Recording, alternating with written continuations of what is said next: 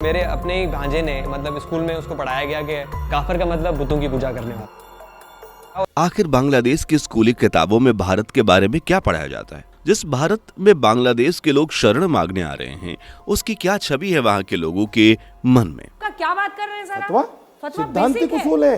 अच्छा, ताकि दुकान चलती रहे। सिद्धांतिक उसूल है फतवा, ताकि दाढ़ी वालों की दुकान चलती रहे सर। दोस्तों, जैसा कि आप सभी जानते हैं कि जब से बांग्लादेश की प्रधानमंत्री शेख हसीना ने अपना देश छोड़ा है, तब से वहां हंगामा मचा हुआ है। हालात बद से बदतर भी हो चले हैं। बांग्लादेश के लोग शरण मांगने के लिए भारत का रुख कर रहे हैं, लेकिन क्या कभी आपने सोचा है कि जिस भारत की बांग्लादेश में चर्चाएं चल रही हैं, उस भारत के बारे में बांग्लादेश के लोग क्या सोचते हैं और बांग्लादेश की किताबों में क्या लिखा है? वहां के स्कूली बच्चे भारत के बारे में क्या सीखते हैं? आज मैं यानी आपका दोस्त फैक्ट मंत्रा आपको सब कुछ बताऊंगा। बस वीडियो छोड़कर कहीं मत जाइए। वीडियो में आगे बढ़ें उससे पहले अगर आप एक सच्चे हिंदू हैं तो सब्सक्राइब करें फैक्ट मंत्रा चैनल को और बेल नोटिफिकेशन को ऑल पर लगाएं ताकि कोई भी वीडियो मिस ना हो। दोस्तों, मालदीव्स वाला किस्सा तो आपको याद ही होगा। जब भारत के प्रधानमंत्री नरेंद्र मोदी ने लक्षद्वीप जाकर तस्वीर खींची तो मालदीव्स की हालत खराब हो गई और वो उल्टा सीधा बोलने लगे। इसके बाद बांग्लादेश ने भी इंडिया आउट कैंपेन चलाने की शुरुआत की, जिससे वहां ऐसी छवि बनी मानो बांग्लादेश में हिंदुस्तान के खिलाफ माहौल है। वैसे दोस्तों, सिर्फ सोशल मीडिया के जरिए ही ये माहौल देखने को नहीं मिला, बल्कि क्रिकेट के फील्ड में भी कई बार ऐसा लगा कि खेल से थोड़ा आगे जाकर कुछ तो गड़बड़ है। जहां साल 2016 के T20 वर्ल्ड कप के सेमीफाइनल मैच में भारत वेस्टइंडीज से मैच हार गया। इसके बाद बांग्लादेश के विकेटकीपर बल्लेबाज मुशफिकुर रहीम ने सोशल मीडिया पर मैच की तस्वीर पोस्ट करते हुए लिखा, भारत हार गया, खुशी हो रही है। वह तो बाद में उन्होंने दबाव पड़ने पर पोस्ट डिलीट कर दी और कहा कि माफ करना, मैं वेस्टइंडीज का बड़ा सपोर्टर हूं।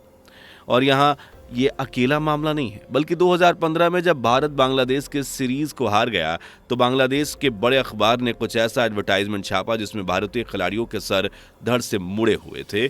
और सब छोड़िए, 2023 के वर्ल्ड कप में जब कई बांग्लादेशी सपोर्टर ने यह इल्जाम लगाया कि स्टेडियम में भारतीय दर्शकों ने अच्छा सलूक नहीं किया, तो भी इससे साफ होता है कि गलत इल्जामों के बल पर भी बांग्लादेश भारत को नीचे गिराना चाह रहा है। वैसे दोस्तों, पड़ोसी देशों में कोई ना कोई टकराव चलता रहता है, लेकिन संविधान किसी को भी किसी से शादी की इजाजत देता है। अपने इस्लाम के प्रचार प्रसार मौलाना साहब, ये आपके हिसाब से नहीं चलता देश, ये देश संविधान के हिसाब से चलता है। पिछले कुछ सालों में बांग्लादेश के अंदर भारत विरोधी सेंटिमेंट्स कुछ ज्यादा ही देखने को मिल रहे हैं। इंडिया टुडे के एक आर्टिकल में बांग्लादेश के पत्रकार स्वदेश राय लिखते हैं कि बंगाल देश में एंटी इंडिया सेंटिमेंट एक पुरानी बीमारी है।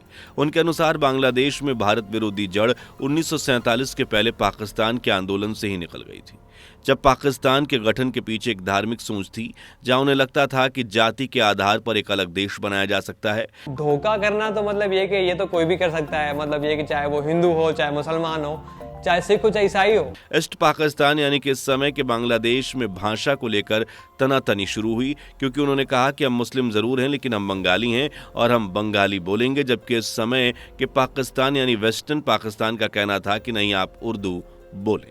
इसके बाद 1970 में यह विवाद चरम पर पहुंचा और जब टिक्का खान ने बांग्लादेश में कत्लेआम किया, तब जाकर बहुमत ने आज़ाद बांग्लादेश की अहमियत को समझा और इनके साथ रहने का हमारा कोई फायदा नहीं है। अब ये सब सुनने के बाद आपको लग रहा होगा कि ज़्यादातर बांग्लादेश भारत विरोधी होंगे, लेकिन दोस्तों, क्या आप ये बात पूरी तरफ से सही है?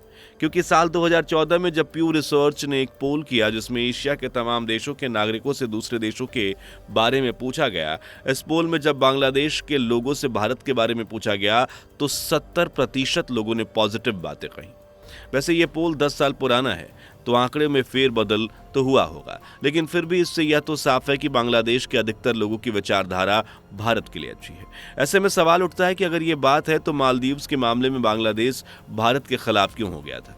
तो दोस्तों, इसी रिसर्च में जब बांग्लादेश के लोगों से पूछा गया कि वो किस देश को सबसे बड़े खतरे के रूप में देखते हैं, तो बांग्लादेश के 27% लोगों ने भारत का नाम लिया। यानी कि अगर देखा जाए तो वहां के लोग भारत को पसंद तो करते हैं लेकिन हमें खतरा भी मानते हैं। पर आखिर बांग्लादेश के अंदर भारत के लिए ये विरोधाभास क्यों आया? तो दोस्तों, सबसे पहले तो बांग्लादेश की स्कूली किताबों पर नजर डालें तो उनमें क्या लिखा है। तो यहाँ पाया जाता है कि 1971 के युद्ध का जिक्र करते हुए लिखा गया है कि भारतीय सेना ने बांग्लादेश मुक्ति संग्राम में मित्र वाहिनी के तौर पर भाग लिया। पाकिस्तान आर्मी को हराने में उनका योगदान भुलाया नहीं जा सकता। आगे लिखा है कि युद्ध के बाद बंगबंधु मुजीब उर रहमान ने भारतीय प्रधानमंत्री इंदिरा गांधी से रिक्वेस्ट करी कि वे सेना वापस बुला लें, पाकिस्तान और अंतर्राष्ट्रीय बिरादरी को प्रोपेगेंडा फैलाने का मौका न मिले। मार्च 1972 में भारतीय सेना ने बांग्लादेश छोड़ दिया। विदेशी सेना द्वारा किसी देश को इस तरह छोड़े जाने का उदाहरण बहुत कम है। इस घटना ने दुनिया भर में बांग्लादेश की छवि को और भी ज्यादा मजबूत कर दिया और इस तरह की चीजें बांग्लादेश की 9वीं 10वीं की बांग्लादेश एंड ग्लोबल स्टडीज की किताब में लिखी हुई है। इसके अलावा अगर आप देखेंगे तो बांग्लादेश की किसी भी किताब में इतिहास को पलटा नहीं गया है जैसा पाकिस्तान में किया गया, क्योंकि पाकिस्तान में तो ये पढ़ाया जाता है कि भारत पाकिस्तान का दुश्मन है, भारत की वजह से ही पाकिस्तान में मुश्किलें आई थीं वगैरह वगैरह, जबकि इस तरह की बातें बांग्लादेश की स्कूली किताबों में नहीं बताई जाती। यानी कि बांग्लादेश की स्कूली किताबें विरोधाभास नहीं पैदा करती, बल्कि ये जो एंटी इंडिया सेंटिमेंट्स हैं इसके पीछे भी पाकिस्तान ही जड़ है। जी हाँ, 1971 में जब बांग्लादेश पाकिस्तान से अलग हुआ तो भले ही यह दोनों देश अलग हो गए, लेकिन बांग्लादेश के लोगों में एक प्रकार की सोच बची रह गई कि यह विचारधारा कुछ और नहीं बल्कि भारत विरोधी विचारधारा थी। अब बांग्लादेश का राष्ट्रगान तो आप पहचानते होंगे, अमर सोनार बांग्ला, जिसे गुरुदेव रविंद्रनाथ टैगोर ने लिखा था। क्योंकि टैगोर का रिश्ता हिंदुस्तान से, इसलिए बांग्लादेश के बनने से पहले जब यह ईस्ट पाकिस्तान हुआ करता था तो इसी संगीत को एंटी पाकिस्तान समझा जाता था। बाकायदा 1971 में टिक्का खान ने जब ऑपरेशन सर्च लाइट शुरू की तो उन्होंने रविंद्र संगीत पर पूरी तरह से बैन लगा दिया। लेकिन फिर बांग्लादेश आज़ाद हो गया और साल 2017 में बांग्लादेश की 6ठी की किताब में रविंद्रनाथ टैगोर की एक कविता को पाठ्यक्रम से हटा दिया गया और ऐसा ही कुछ 16 कविताओं और कहानियां भी हटा के किया गया, जिनमें से एक कहानी लेजेंडरी उपन्यासकार शरद चंद्र की लिखी हुई थी। बांग्लादेश की सरकार ने इस रूटीन चेंज बता दिया इसे, लेकिन बांग्लादेशी अखबारों की तब की रिपोर्ट बताती है कि इसके पीछे हिफाजत इस्लामी नाम के कट्टरपंथी संगठन का हाथ था, जिन्होंने सरकार के ऊपर प्रेशर डालकर इन कविताओं और कहानियों को हटवाया था। दोस्तों, इस तरह की चीजों से पता चलता है कि बांग्लादेश में भारत विरोधी सेंटिमेंट्स का एक पहलू धर्म से जुड़ा हुआ है।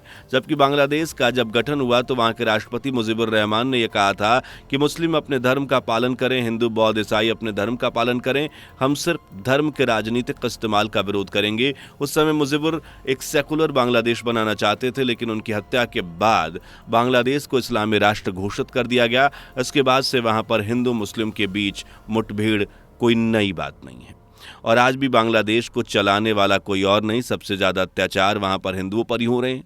जिस पर आप क्या कहना चाहेंगे कमेंट करके जरूर बताएं और ऐसी वीडियोस को देखते रहने के लिए चैनल को लाइक शेयर करें और सब्सक्राइब करना ना भूलें। धन्यवाद। दोस्तों, आपकी स्क्रीन पर 2 और वीडियो दिख रही हैं, जिसे देखने के लिए आप स्क्रीन पर क्लिक करें। दोनों देखिएगा, बहुत अच्छी वीडियो बनी है।